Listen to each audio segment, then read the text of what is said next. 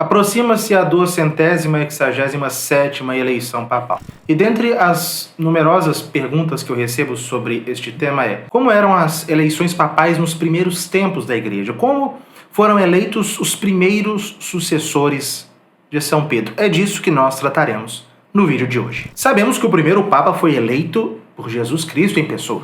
Simão, filho de Jonas, recebeu do próprio Salvador a sua sagrada missão após proclamar Cristo como Filho de Deus. Desde então, inclusive, ele não se chamou mais Simão, e sim Pedro. Ao que tudo indica, os primeiros sucessores, os sucessores diretos de São Pedro, imediatos, foram escolhidos diretamente por ele. Tratavam-se de São Lino, que foi Papa de 68 a 79, de Santo Anacleto, Papa de 80 a 92, e de São Clemente I, Papa de 92 a 99. Essas datas, desses primeiros pontificados, elas são incertas. Esses três, Lino, Anacleto, Clemente, que inclusive constam no cânon romano, foram discípulos diretos de São Pedro e de São Paulo. A segunda carta de São Paulo a Timóteo menciona São Lino entre os fiéis a serviço da jovem igreja romana. E São Clemente é mencionado na carta de São Paulo aos Filipenses. Sobre o mesmo São Clemente, escreveria Santo Irineu no século II, no seu Contra as Heresias, que São Clemente viu os apóstolos e se relacionou com eles. A sua pregação, diz Santo Irineu, ressoava ainda em seus ouvidos e sua tradição estava ainda diante dos seus olhos, fecha aspas. Vê-se que depois de São Pedro, que foi, como sabemos, designado por Cristo, lhe sucederam 3 papas escolhidos entre os seus colaboradores pessoais. Mas desde Santo Evaristo, o 5º Papa, e por quase 1000 anos, os papas não seriam escolhidos por uma pessoa.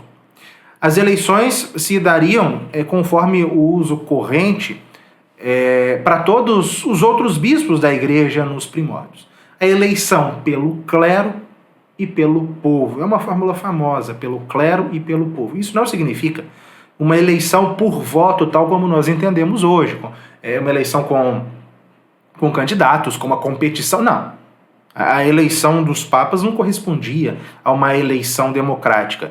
Não eram o conjunto dos fiéis que designava o pontífice. Nos primeiros séculos, um grupo reduzido de clérigos da Igreja de Roma escolhia o próximo Papa e depois o povo, ou seja, o conjunto dos fiéis, testemunhava que aquele candidato era digno e pedia, de forma bastante formal, ao próprio clero que ele fosse sagrado bispo de Roma. Por vezes, no entanto, a vontade de Deus, o dedo, a escolha, a eleição direta de Deus, manifestava-se de uma forma bastante direta, inclusive. É o que conta Eusébio de Cesareia, na História Eclesiástica, a respeito da eleição do sucessor do Papa Antero, em 10 de janeiro de 236. Isso está lá no livro 6 da História Eclesiástica. Abre aspas para Eusébio. Disse que Fabiano, depois da morte de Antero, veio do campo com outros companheiros e estabeleceu-se em Roma. Ali, de modo muito extraordinário, através de uma graça divina e celeste, foi por sorte designado bispo. Ao estarem reunidos todos os irmãos para a eleição do que deveria assumir o episcopado, veio à mente da maioria o nome de muitos homens célebres e notáveis.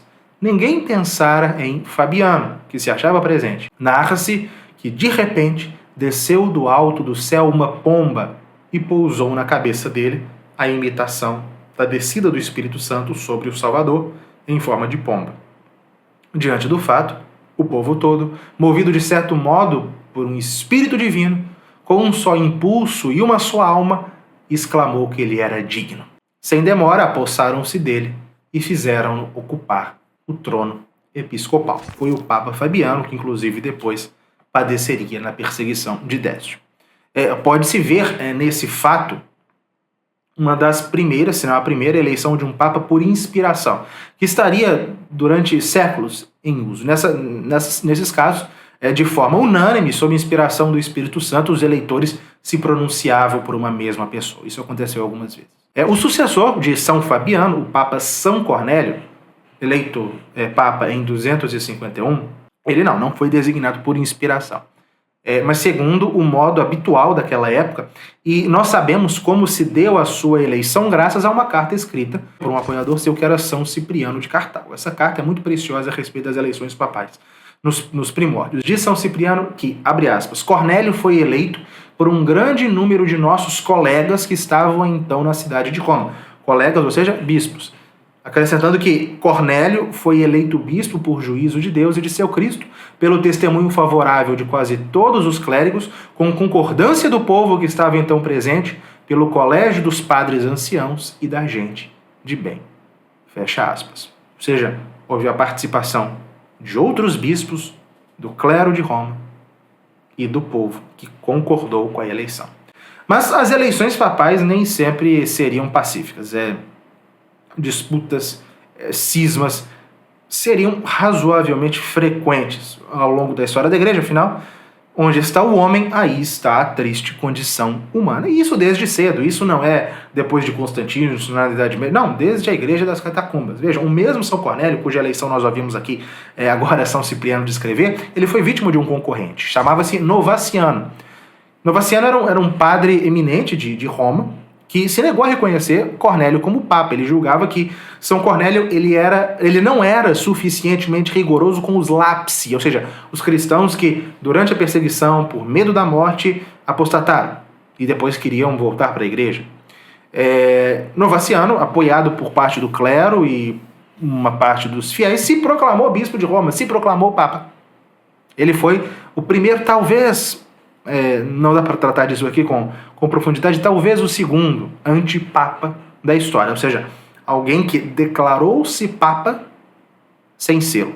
Terminada a era das perseguições, a igreja necessitou precisar, com mais rigor, o modo de escolha, o modo como ela iria escolher os seus chefes. Isso porque, com o tempo, a dignidade papal, ela começou a ser não apenas um cargo espiritual, mas uma dignidade social e até política. Doravante, a partir da cristianização do Império Romano, um sem número de interesses estariam implicados na eleição, na sucessão pontifícia. Isso quer dizer, então, que depois de Constantino, as eleições pontifícias seriam todas objeto de disputa? Não.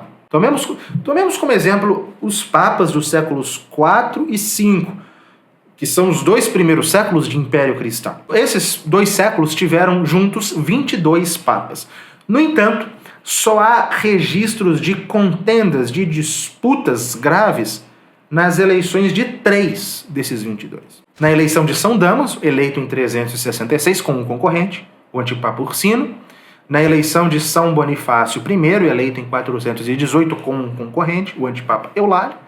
E na eleição de São Símaco, em 498, com um antipapa, Lourenço. Agora, as outras 19 sucessões papais dos séculos IV e V se deram sem qualquer problema, e muitas até com unanimidade. Foi o caso, por exemplo, do Papa São Cirício, que foi eleito por unanimidade em 384. O mesmo se diga de São Celestino I, em 422, de São Cício III, em 432, de São Leão Magno, em 440, de Santo Hilário, em 461, todos eles eleitos com unanimidade. E os demais, se não foram eleitos por unanimidade, ao menos as suas eleições não foram contestadas por ninguém.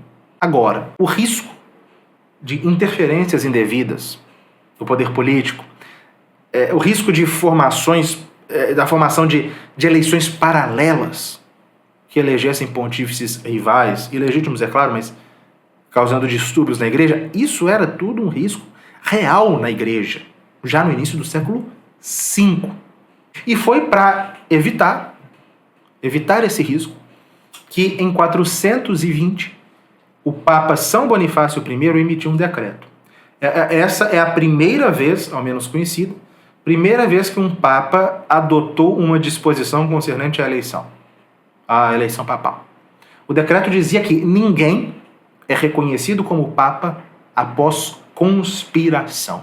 E, para dar maior força vinculante, tornar essa disposição incontestável, o Papa Bonifácio pediu ao imperador ocidental Honório que emitisse uma disposição legal oficial imperial repetindo a sua decisão. Assim, em 422, Honório publicou um rescrito, que estaria sempre nas coleções de direito canônico, e que repetia o que São Bonifácio havia decidido.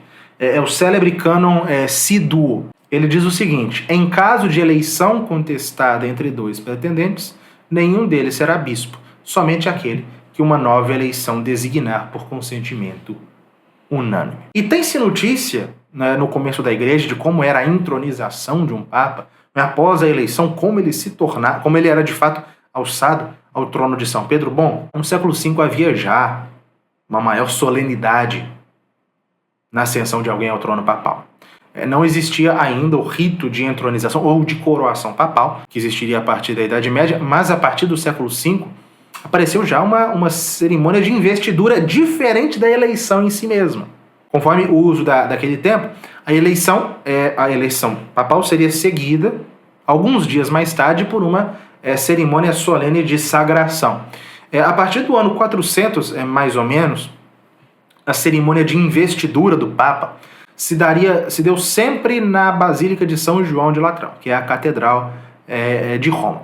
Naquele tempo dava-se da seguinte forma: a eleição ocorria mais rápido possível após a morte do último Papa, e a sagração sempre em um domingo, no domingo seguinte. E o bispo de Ostia tinha sempre um papel especial e eminente na sagração, e ele era assistido na cerimônia, o bispo de Ostia era assistido por outros bispos da província eclesiástica de Roma.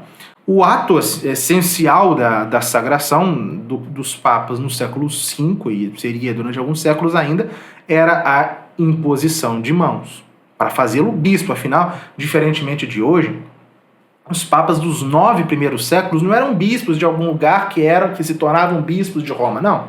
Eles eram geralmente padres, diáconos e talvez até leigos que, ao serem eleitos, precisavam ser sagrados bispos. Assim, voltando ao século V, após a sagração episcopal, se colocava, para que ele fosse bispo de Roma, se colocava na cabeça do novo Papa um livro com os evangelhos, lhe davam o pálio arquiepiscopal e, por fim, ele se sentava no trono papal da Basílica de Latrão, onde ele recebia a homenagem do seu clero. No final do mesmo século V, uma disputa pelo trono pontifício exigiu que novas e mais precisas disposições a respeito da eleição papal fossem implementadas. Foi quando da morte do Papa Anastácio II, em 498. A maioria do clero elegeu o Papa São Símaco, mas uma certa minoria elegeu um certo Lourenço, antipapa. Ocorreram conflitos sangrentos depois dessa dupla eleição. Acabou que São Símaco, ao fim, obteve o reconhecimento unânime e, depois de obter esse reconhecimento, ele convocou um concílio na Basílica de São Pedro para impedir futuras desordens como aquela. E no seu discurso de abertura daquele concílio, que foi em 1º de março de 499, o Papa São Símaco declarou que havia reunido aquele concílio, abre aspas, para procurar de que maneira no futuro poderão ser suprimidas manobras dos bispos, confusões ou tumultos populares, como quando da minha própria ordenação. Fecha aspas. Ou seja, ele queria impedir que no futuro acontecesse o que aconteceu quando ele foi eleito. E esse concílio de 499 fixou algumas condições mínimas para que a eleição de um papa fosse legítima. 2 condições: liberdade de escolha dos eleitores e maioria dos votos. E uma questão que eu já vi ser colocada em variados lugares: um papa pode nomear o seu sucessor? Conforme cânones que remontam ao século IV, aos séculos IV e V, não. Hoje há grande clareza no sentido de que não. Mas houve um tempo em que as coisas não estavam tão claras e um papa tentou fazê-lo. O Papa Félix IV, em 30 de agosto de 530, caiu doente, acamado, e impôs o pálio ao clérigo Bonifácio, indicando ali que ele desejava que ele o sucedesse. E morreu. Félix IV morreu um mês depois. Ele não fez que ninguém jurasse nada, que alguém prometesse que elegeria Bonifácio ou algo do tipo, somente manifestou seu desejo.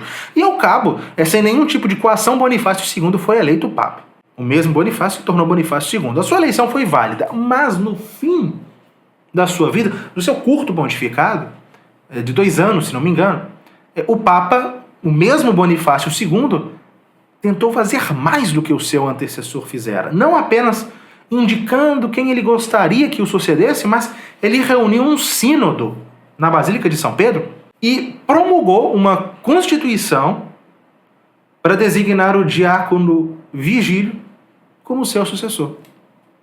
Ele nomeou seu sucessor através de uma decisão de um concílio e colocou solenemente aquele documento diante da tumba de São Pedro. Só que aquele ato ele era vedado pelos cânones. E, por isso, o clero romano reuniu-se, foi até ele e disse ao Papa Bonifácio II que o que ele fizera violava as disposições canônicas.